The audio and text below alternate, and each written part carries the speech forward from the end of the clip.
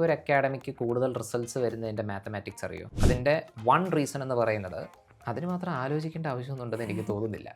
അതായത് ഒരു academy choose ചെയ്യണമെങ്കിൽ ഇതിപ്പോൾ നമ്മൾ മാട്രിമോണിയിൽ ചെക്കനെയും പെണ്ണിനെയും സെർച്ച് ചെയ്യുന്ന പോലത്തെ ഒരു പരിപാടിയല്ലല്ലോ. 70% ആ കുട്ടിയുടെ തന്നെ ഹാർഡ് വർക്കാണ്. ആ കുട്ടിയുടെ പണിയെടുത്താലേ റിസൾട്ട് ആവുള്ളൂ. അതാണ് യാഥാർത്ഥ്യം. ഒരേ ടോപ്പറിനെ തന്നെ നമുക്ക് പല അക്കാഡമീസിൻ്റെ ഫ്ലെക്സിലും പരസ്യത്തിലും ഒക്കെ നമുക്ക് കാണാമല്ലോ. അത് തെറ്റാണോ? All if contributed to his result. ഒരു അരമണിക്കൂറത്തെ മോക്ക് ഇൻ്റർവ്യൂ നടത്തിയതുകൊണ്ട് മാത്രം ഒരു റിസൾട്ടായിട്ട് കാണിക്കുക എന്ന് പറയുന്നത് അതത്ര ശരിയാണെന്ന് എനിക്കും തോന്നുന്നില്ല. കേരളത്തിലാണെങ്കിലും ഡൽഹിയിലാണെങ്കിലും അക്കാഡമീസ് തമ്മിൽ ഇപ്പം നല്ല കോമ്പറ്റീഷനുണ്ട്. ന്യൂസ് ഏതാണ്, അഡ്വർടൈസ്മെൻറ്റ് ഏതാണ് എന്ന് മനസ്സിലാകാത്ത രീതിയിലുള്ള പുതിയ ടൈപ്പ് ഓഫ് അഡ്വർടൈസ്മെൻറ്റ് രീതികളൊക്കെ വരാറുണ്ട്. ന്യൂസ് ചാനലുകളിലൊക്കെ നമുക്ക് കാണാൻ പറ്റാറുണ്ട്. അത് ഓരോ അക്കാഡമിയുടെയും ഇൻഡിവിജ്വൽ എത്തിക്സിനെ ഡിപ്പെൻഡ് ചെയ്തിരിക്കും. ലെജൻഡറി IAS മെൻറ്ററിൻ്റെ പുതിയ വീഡിയോയിലേക്ക് സ്വാഗതം. ഇന്ന് നമ്മുടെ കൂടെ ഉള്ളത് ലെജൻഡറി IAS മെൻറ്ററിൻ്റെ സീനിയർ മെൻറ്ററായിട്ടുള്ള പോൾസൺ സാറാണ്. Welcome sir. സാർ ഒരു 10 വർഷമായിട്ട് ഈ ഒരു ഫീൽഡിൽ നിൽക്കുന്നതല്ലേ? അപ്പോൾ ഒരു ജനറൽ ആസ്പിരൻ്റ് എന്നുള്ള നിലയ്ക്ക് ഞാനൊരു ചോദ്യം ചോദിക്കാം. UPSC പ്രിപ്പയർ ചെയ്യുമ്പോൾ ഏറ്റവും ബെസ്റ്റ് ആയിട്ടുള്ള ഒരു അക്കാഡമി ഏതാണ്? ബെസ്റ്റ് എന്ന് പറഞ്ഞു കഴിഞ്ഞാൽ അതൊരു സബ്ജക്റ്റീവ് ടൈപ്പ് ഓഫ് ക്വസ്റ്റ്യൻ ആണ്. ഇപ്പോൾ ടാനിയ ഒരു അക്കാഡമിയെ ബെസ്റ്റ് എന്ന് ഐഡൻറ്റിഫൈ ചെയ്യുന്നത് എന്തിൻ്റെ അടിസ്ഥാനത്തിലാണ്? ഒരു റിസൾട്ടിൻ്റെ ബേസിൽ. ഓക്കെ, അപ്പോൾ കൂടുതൽ റിസൾട്ടുള്ള അക്കാഡമി ദ ബെസ്റ്റ് അക്കാഡമിയാണ് എന്നുള്ളൊരു ധ്വനി അതിൻ്റെ അകത്തുണ്ട്. ഈ ഒരു അക്കാഡമിക്ക് കൂടുതൽ റിസൾട്ട്സ് വരുന്നതിൻ്റെ മാത്തമാറ്റിക്സ് അറിയോ? ഇല്ല. ഓക്കെ, അങ്ങനെ ഇങ്ങനെ ചിന്തിക്കാം. നമ്മൾ UPSCയുടെ കഴിഞ്ഞ കാലങ്ങളിലെ റിസൾട്ട്സ് എടുത്ത് നോക്കുകയാണെങ്കിൽ ഏറ്റവും കൂടുതൽ റിസൾട്ട്സ് വരുന്നത് ഉത്തർപ്രദേശിൽ നിന്നാണ് മിക്കപ്പോഴും. അപ്പോൾ അതിൻ്റെ അർത്ഥം ഉത്തർപ്രദേശാണ് the best state for civil services എന്നുള്ളൊരു ധ്വനിയുണ്ട് അതിൻ്റെ അകത്ത്? ഇല്ല. ഉത്തർപ്രദേശിൽ നിന്ന് ഏറ്റവും കൂടുതൽ ആളുകൾ റിസൾട്ട് ആവുന്നതിൻ്റെ റീസൺ എന്ന് പറയുന്നത് ഏറ്റവും കൂടുതൽ ആസ്പിരൻസ് വരുന്നത് അവിടെ നിന്നാണ്. പിന്നെ അവിടെ ഒരു കോച്ചിങ് കൾച്ചറുണ്ട്. ഡൽഹി കേന്ദ്രീകരിച്ചിരിക്കുന്നത് കൊണ്ട് അവിടെയുള്ള ആസ്പിരൻസ് എല്ലാം ഡൽഹിയിലേക്ക് കോച്ചിങ്ങിന് പോകുന്നുണ്ട്. അപ്പോൾ അതുകൊണ്ടാണ് ഉത്തർപ്രദേശിൽ നിന്ന് ഏറ്റവും കൂടുതൽ റിസൾട്ട്സ് വരുന്നതിൻ്റെ റീസൺ. അതേപോലെ തന്നെ ഒരു അക്കാഡമിയിൽ നിന്ന് കൂടുതൽ റിസൾട്ട്സ് വരുന്നുണ്ടെങ്കിൽ അതിൻ്റെ വൺ റീസൺ എന്ന് പറയുന്നത് ആ അക്കാഡമിയിൽ കൂടുതൽ ആസ്പിരൻസ് ഉണ്ട് എന്നുള്ളതാണ്. 2000 പേരോ 3000 പേരോ പഠിക്കുന്ന ഒരു അക്കാഡമിയിൽ നിന്ന് കൂടുതൽ റിസൾട്ട്സ് വരും. അത് സ്വാഭാവികമാണ്. എന്ന് വെച്ചാൽ കൂടുതൽ കുട്ടികൾ പഠിക്കുന്നുണ്ട് എന്ന് കരുതി റിസൾട്ട്സ് വരണമെന്ന് നിർബന്ധമില്ല. നല്ല ക്വാളിറ്റേറ്റീവ് ആയിട്ടുള്ള കോച്ചിങ് കൊടുക്കുന്ന അക്കാഡമിയിൽ നിന്നാണ് റിസൾട്ട്സ് വരിക. Okay, and according to my opinion മിക്ക അക്കാഡമീസും തന്നെ ആ ക്വാളിറ്റി മെയിൻറ്റെയിൻ ചെയ്യാൻ ശ്രമിക്കാറുണ്ട്. ആരും ഒരു അക്കാഡമി മോശമാക്കാൻ വേണ്ടി അത് റൺ ചെയ്യാറില്ലല്ലോ. എപ്പോഴും നന്നാക്കാൻ വേണ്ടിയിട്ടല്ലേ അത് റൺ ചെയ്യുക. അതുകൊണ്ട് തന്നെ മിക്ക അക്കാഡമികളും നല്ല രീതിയിൽ തന്നെയാണ് ഒരു അക്കാഡമി നടത്താൻ ശ്രമിക്കുക. ഓക്കെ, ഇനി വേറൊരു രീതിയിൽ നമുക്ക് വേണമെങ്കിൽ ചിന്തിക്കാം. ഏറ്റവും കൂടുതൽ റിസൾട്ട്സ് വരുന്ന അക്കാഡമിയാണ് ദ ബെസ്റ്റ് അക്കാഡമി എങ്കിൽ ഏറ്റവും കൂടുതൽ ആളുകൾ തോറ്റ അക്കാഡമി ദ വേസ്റ്റ് അക്കാഡമി ആവണ്ടേ? ഏറ്റവും കൂടുതൽ ആളുകൾ പഠിക്കുന്ന അക്കാഡമിയിൽ നിന്നായിരിക്കുമല്ലോ ഏറ്റവും കൂടുതൽ ആളുകൾ ആ എക്സാമിന് പൊട്ടിയിട്ടുണ്ടാവുക. അപ്പോൾ അത് വേസ്റ്റ് അക്കാഡമി എന്ന് പറയാൻ പറ്റുമോ? ഇല്ല. അപ്പോൾ അതിൻ്റെ അകത്ത് വലിയ കാര്യമൊന്നുമില്ല. ഓക്കെ സാർ, ഇപ്പോൾ ഒരു അക്കാഡമീനെ ദ ബെസ്റ്റ് അക്കാഡമി എന്ന് പറയുന്നതിന് ക്രൈറ്റീരിയാസ് എന്തൊക്കെയാണ്? ഞാനൊരു ബെസ്റ്റ് അക്കാഡമി എന്നൊരു ടേം അതിൻ്റെ അത് യൂസ് ചെയ്യില്ല. I would go for a good academy. ഇപ്പോൾ ടാനി ഒരു ആസ്പിരൻ്റ് അല്ലേ? ടാനി ഒരു അക്കാഡമി തിരഞ്ഞെടുക്കുമ്പോൾ ടാനി നോക്കുന്നത് എന്താ? അങ്ങനെ ചോദിച്ചാൽ ഞാൻ ഇച്ചിരി പേഴ്സണൽ അറ്റൻഷൻ ആഗ്രഹിക്കുന്ന ആളാണ്. അതായത് ഇപ്പം കോളേജിലൊക്കെ പഠിക്കുന്ന സമയത്ത് ഒരുപാട് സ്റ്റുഡൻസ് ഉണ്ടായിരുന്നപ്പോൾ അത് പഠിക്കുന്ന കാര്യങ്ങൾ ശരിയാണോ, ടീച്ചറിനോട് ചോദിക്കാനൊരു അവസരം കിട്ടാത്തപ്പോൾ അത് പ്രോപ്പർ ഗൈഡൻസിലാണോ പോകുന്നതെന്നൊരു സംശയം ഉണ്ടായിരുന്നു. അപ്പം UPSCയിലേക്ക് വരുമ്പോൾ എന്ന് പറയുമ്പോൾ ഒരുപാട് ആൾക്കാർ ഉള്ള ഏരിയ ആണല്ലോ. അപ്പോൾ പേഴ്സണൽ അറ്റൻഷൻ കുറച്ച് ആഗ്രഹിക്കുന്നത് കൊണ്ട് തന്നെ ഞാൻ അങ്ങനെ ഒരു അക്കാഡമിയാണ് ചൂസ് ചെയ്യുന്നത്. ഓക്കെ, അതൊരു ഫാക്ടറാണ്. അപ്പോൾ എല്ലാ ആസ്പിരൻസും അങ്ങനെ ചിന്തിക്കണമെന്നില്ല. എല്ലാ ആസ്പിരൻസും ജനറലി കൂടുതൽ ആസ്പിരൻസും നോക്കുക നല്ല ക്വാളിറ്റിയുള്ള ക്ലാസ്സസ് കിട്ടുന്ന ഒരു അക്കാഡമി, നല്ല നോളജബിൾ ആയിട്ടുള്ള ഫാക്കൽറ്റീസ് ഉള്ള ഒരു അക്കാഡമി, നല്ല മെറ്റീരിയൽസ് കൊടുക്കുന്ന അക്കാഡമി, നല്ല പ്രിലിംസ് ടെസ്റ്റ് സീരീസും നല്ല മെയിൻസ് ടെസ്റ്റ് സീരീസും എപ്പോഴും അവൈലബിൾ ആയിട്ടുള്ള മെൻറ്റർഷിപ്പ് ഉള്ള ഒരു അക്കാഡമി, പ്രിലിംസ് മുതൽ ഇൻ്റർവ്യൂ വരെ ത്രൂ ഔട്ട് ഗൈഡ് ചെയ്യാൻ പറ്റുന്ന ഒരു അക്കാഡമി, അങ്ങനെ അതൊക്കെയാണ് സാധാരണ എല്ലാ ആസ്പിരൻസും നോക്കുന്നത്. അപ്പോൾ ഇങ്ങനത്തെയുള്ള കാര്യങ്ങളൊക്കെ ഒട്ടുമിക്ക എല്ലാ അക്കാഡമികളും തന്നെ കൊടുക്കാറുണ്ട്. അതുകൊണ്ട് അക്കാഡമീസ് എല്ലാം തന്നെ അത്യാവശ്യം കുഴപ്പമില്ലാത്ത അക്കാഡമിയാണെന്നേ ഞാൻ പറയുള്ളൂ. ഇപ്പോൾ ഒരു അക്കാഡമി ഗുഡ് എന്നുള്ളൊരു ലിസ്റ്റിലേക്ക് വരണമെങ്കിൽ ഇതെല്ലാം പ്രൊവൈഡ് ചെയ്യണം. ആൻഡ് മിക്ക അക്കാഡമികളും ഇത് പ്രൊവൈഡ് ചെയ്യാറുണ്ട്. അതുകൊണ്ട് ദ ബെസ്റ്റ് അക്കാഡമി എന്നൊരു രീതിയിൽ ഞാൻ പറയില്ല. നിങ്ങളുടെ നെസസിറ്റീസ് എന്താണോ ആ നെസസിറ്റീസ് പ്രൊവൈഡ് ചെയ്യുന്ന ഒരു അക്കാഡമി ചൂസ് ചെയ്യണം, അത്രേ ഉള്ളൂ. ഒരു ഫ്രഷ് ആസ്പിരൻറ്റിന് എപ്പോഴും തോന്നുന്ന ഒരു ഡൗട്ടാണ് ഏത് അക്കാഡമി ചൂസ് ചെയ്യണം എന്നുള്ളത്. ഇപ്പം ഞാൻ പ്രിപ്പറേഷനിലോട്ട് വന്ന സമയത്ത് ഞാൻ ഒരുപാട് ആലോചിച്ച് ഒരു അക്കാഡമി തിരഞ്ഞെടുക്കുന്നത്. അപ്പം ഇനി വരുന്ന ഫ്രഷ് ആസ്പിരൻസിനോട് സാറിന് എന്താ പറയാനുള്ളത്? അതിന് മാത്രം ആലോചിക്കേണ്ട ആവശ്യമൊന്നുണ്ടെന്ന് എനിക്ക് തോന്നുന്നില്ല. അതായത് ഒരു അക്കാഡമി ചൂസ് ചെയ്യണമെങ്കിൽ ഇതിപ്പോൾ നമ്മൾ മാട്രിമോണിയിൽ ചെക്കനെയും പെണ്ണിനെയും സെർച്ച് ചെയ്യുന്ന പോലത്തെ ഒരു പരിപാടിയല്ലല്ലോ. ഒരു അക്കാഡമി അത്യാവശ്യം നിങ്ങളുടെ ആവശ്യങ്ങൾ എന്ത് എന്ന് കണ്ടതിന് ശേഷം ആ ആവശ്യങ്ങൾ പ്രൊവൈഡ് ചെയ്യുന്ന ഒരു അക്കാഡമി ഉണ്ടെങ്കിൽ ആ അക്കാഡമി ചൂസ് ചെയ്യുക. അല്ലാണ്ട് ഇതിന് മാത്രം ആലോചിക്കേണ്ട ആവശ്യമൊന്നും അതിനകത്തില്ല. പിന്നെ എന്തൊക്കെ പ്രൊവൈഡ് ചെയ്താലും റിസൾട്ട് ആവുന്നത് പ്രൈമറിലി ആ ഇൻഡിവിജ്വലിൻ്റെ ഹാർഡ് വർക്ക് അനുസരിച്ചാണ്. അപ്പോൾ ബേസിക്കലി അയാൾ പണിയെടുത്താലേ അയാൾ റിസൾട്ട് ആവുകയുള്ളൂ. അതും അതിൻ്റെ അകത്തൊരു ഇമ്പോർട്ടൻറ്റ് ഫാക്ടറാണ്. പിന്നെ ചില ആളുകൾക്ക് ചിലപ്പോൾ ഒരുപാട് ക്രൗഡുള്ള സ്ഥലത്തായിരിക്കും വേണ്ടത്. ഞാൻ നേരത്തെ പറഞ്ഞ പോലെ ക്രൗഡുള്ള സ്ഥലമായിരിക്കും വേണ്ടത്. ചില ആസ്പിരൻസ് പക്ഷേ പറയാറുണ്ട് അവർക്ക് കുറച്ച് കുട്ടികളുള്ള ബാച്ചസിൽ ജോയിൻ ചെയ്ത് പഠിക്കാനാണ് താല്പര്യമെന്ന്. അപ്പോൾ അങ്ങനെയുള്ള ആസ്പിരൻസ് എന്ത് ചെയ്യണം? അങ്ങനെയുള്ള സ്ഥലങ്ങളിൽ പോകണം. കൂടുതൽ കുട്ടികൾ വേണ്ട ആളുകൾ കൂടുതൽ കുട്ടികളുള്ള സ്ഥലങ്ങളിൽ പോകണം. സർ, ഒരു ആസ്പിരൻറ്റിനെ റിസൾട്ടിലേക്ക് എത്തിക്കുന്നതിൽ ഒരു അക്കാഡമിക്ക് എന്തൊക്കെ കോൺട്രിബ്യൂഷൻസാണ് ഉള്ളത്? അല്ലെങ്കിൽ അവരുടെ റോള് എന്താണ്? ഒരു അക്കാഡമി എന്ന് പറയുന്നത് ഒരു കുട്ടിയെ റിസൾട്ട്സിലേക്ക് കൊണ്ടുവരാൻ ഫെസിലിറ്റേറ്റ് ചെയ്യുന്ന ഒരു എൻറ്റിറ്റി ആയിട്ടാണ് ഞാൻ കാണുന്നത്. അതായത് ഇപ്പോൾ ഒരു കുട്ടി റിസൾട്ട് ആകുന്നുണ്ടെങ്കിൽ അതിൻ്റെ അകത്തൊരു 70% ആ കുട്ടിയുടെ തന്നെ ഹാർഡ് വർക്കാണ്. ആ കുട്ടിയുടെ പണിയെടുത്താലേ റിസൾട്ട് ആവുള്ളൂ. അതാണ് യാഥാർത്ഥ്യം. ഒരു 30% ഒരു അക്കാഡമി പ്രൊവൈഡ് ചെയ്യുന്ന സർവീസസ് അനുസരിച്ചിരിക്കും. ഇപ്പോൾ സർവീസസ് എന്ന് പറയുമ്പോൾ ഒരു കുട്ടി റിസൾട്ട് ആവാൻ വേണ്ടുന്ന ബേസിക് നെസസിറ്റീസ് ഉണ്ട്. അതിൻ്റെ അകത്ത് നല്ല ക്വാളിറ്റിയുള്ള ക്ലാസ്സസ് വേണം, പ്രോപ്പർ മെൻറ്റർഷിപ്പ് വേണം. അതായത് പ്രിലിംസ് മുതൽ ഇൻ്റർവ്യൂ വരെ പ്രോപ്പർ ഗൈഡൻസ് കൊടുക്കാൻ പറ്റുന്ന, ത്രൂ ഔട്ട് ഗൈഡൻസ് കൊടുക്കാൻ പറ്റുന്ന മെൻറ്റർഷിപ്പ് വേണം.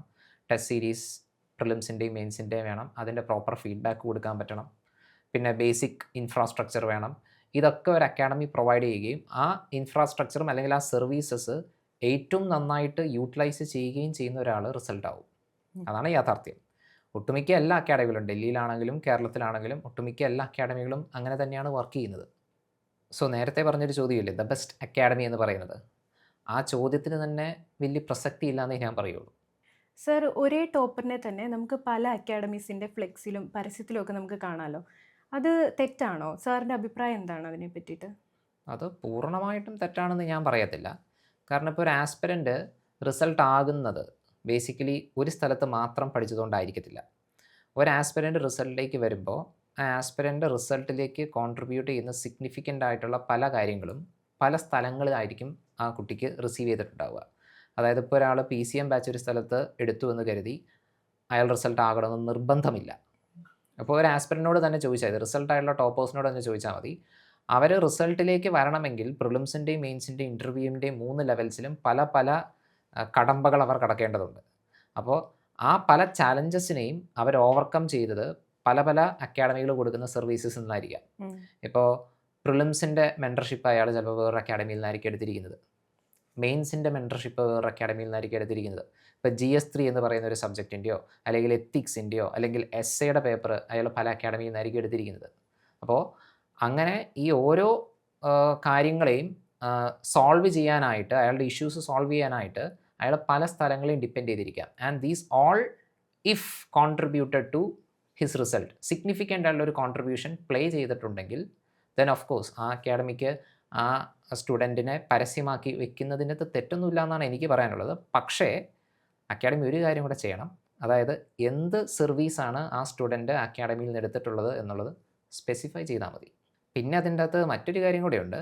ഇപ്പോൾ ഒരു ദിവസത്തെ ഒരു ഓപ്പൺ ടെസ്റ്റോ, അത് പ്രിലിംസിൻ്റെ ആണെങ്കിലും മെയിൻസിൻ്റെ ആണെങ്കിലും ഒരു ഓപ്പൺ ടെസ്റ്റ് എഴുതിയതുകൊണ്ടോ അല്ലെങ്കിൽ ആ അക്കാഡമിയുടെ റീഡിംഗ് റൂം യൂസ് ചെയ്തതുകൊണ്ടോ മാത്രം ആ സ്റ്റുഡൻറ്റിനെ അവരുടെ റിസൾട്ടായിട്ട് കാണിക്കുന്നത് ശരിയായിട്ടുള്ള ഏർപ്പാടാണെന്ന് ഞാൻ വിചാരിക്കുന്നില്ല. കാരണം അത് ആ കുട്ടിയുടെ റിസൾട്ടിലേക്ക് ഒരു സിഗ്നിഫിക്കൻറ്റ് കോൺട്രിബ്യൂഷൻ കൊടുത്തൊരു ഫാക്ടർ ആയിരിക്കത്തില്ല.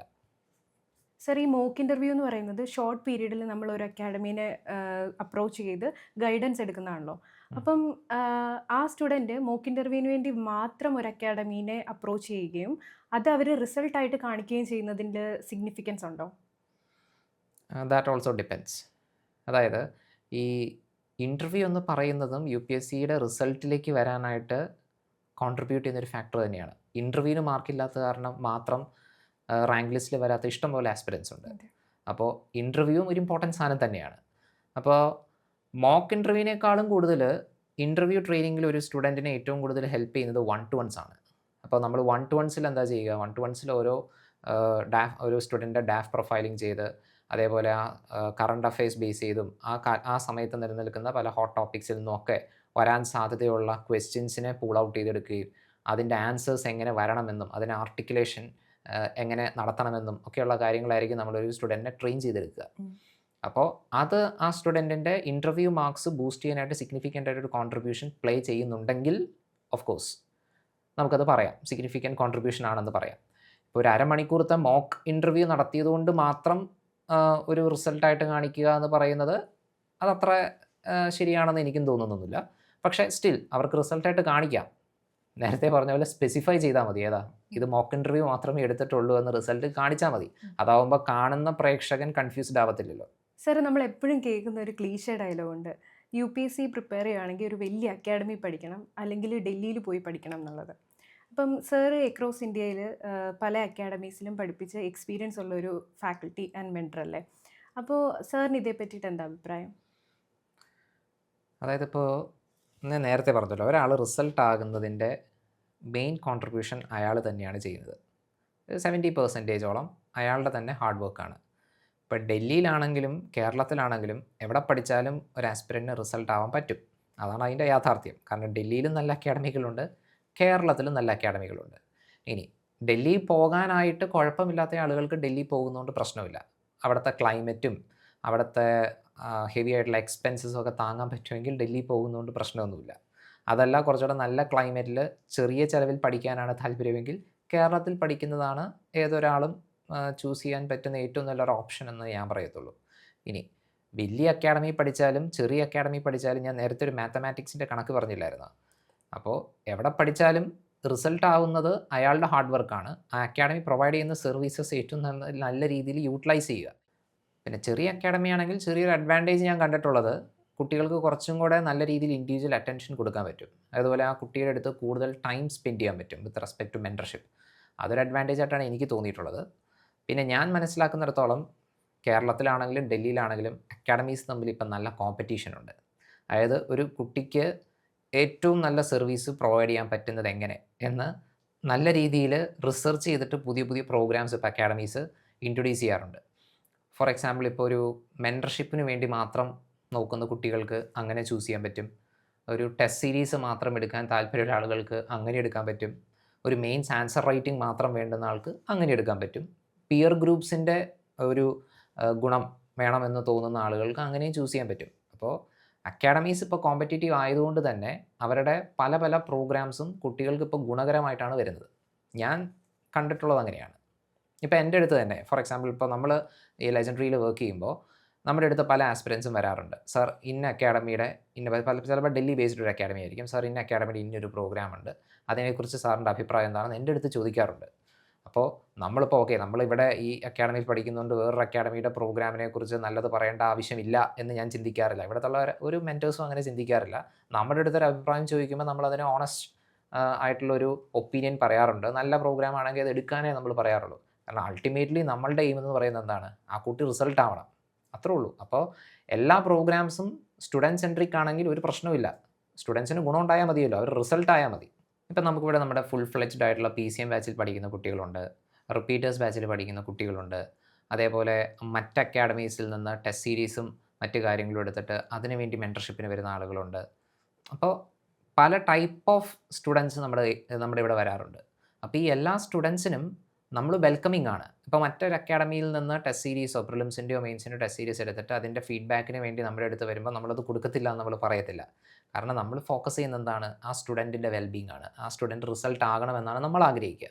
അതുകൊണ്ട് തന്നെ നമ്മളത് ചെയ്തു കൊടുക്കും. ബിക്കോസ് അവർ റിസൾട്ട് ആകുന്നതാണ് നമ്മുടെ ഏറ്റവും വലിയ സന്തോഷം. സാർ ഇപ്പോൾ പറഞ്ഞില്ലേ അക്കാഡമികൾ തമ്മിലൊരു കോമ്പറ്റീഷൻ ഉണ്ടെന്ന്. അത് ശരിക്കും ഹെൽത്തി കോമ്പറ്റീഷനാണോ, അല്ലെങ്കിൽ ഒരു ഹെൽത്തി കോമ്പറ്റീഷൻ്റെ ആവശ്യകത എന്താണ്? ഇപ്പോൾ ഏതൊരു അക്കാഡമിയും സ്റ്റുഡൻറ്റ് സെൻട്രിക് ആയിട്ടാണ് അവരുടെ പ്രോഗ്രാംസ് കൊണ്ടുവരുന്നതെങ്കിൽ അത് ഏറ്റവും നല്ലൊരു കാര്യമായിട്ടാണ് ഞാൻ കാണുന്നത്. അക്കാഡമീസ് തമ്മിൽ കോമ്പറ്റീഷൻ ഉള്ളത് നല്ലതാണ്. കാരണം അക്കാഡമീസ് തമ്മിലുള്ള കോമ്പറ്റീഷനിൽ ഏറ്റവും കൂടുതൽ ഗുണഭോക്താക്കളാകുന്നത് ആസ്പിരൻസ് ആണ്. ഇപ്പോൾ പുതിയ പുതിയ കുട്ടികളുടെ പ്രശ്നങ്ങൾ തിരിച്ചറിഞ്ഞ് അത് സോൾവ് ചെയ്യാനായിട്ടുള്ള പുതിയ പുതിയ പ്രോഗ്രാംസാണ് അക്കാഡമീസ് ഇന്നോവേറ്റ് ചെയ്ത് ഇൻട്രൊഡ്യൂസ് ചെയ്യുന്നത്. അതുകൊണ്ട് കുട്ടികൾക്ക് ഗുണമുണ്ടാവുകയും അവർ റിസൾട്ട് ആവുകയും ചെയ്യുന്നുണ്ട്. ഇനി ഹെൽത്തി കോമ്പറ്റീഷനും ഉണ്ട്. അൺഹെൽത്തി കോമ്പറ്റീഷൻസിനെ കുറിച്ചും ഞാൻ കണ്ടിട്ടുണ്ട്.